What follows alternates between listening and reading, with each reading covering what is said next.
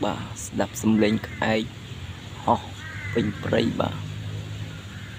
xâm lên cái đó là xâm lên cái phong bình prey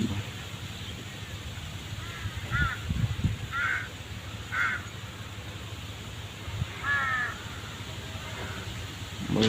cái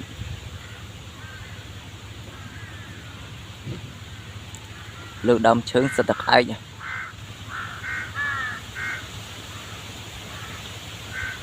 khai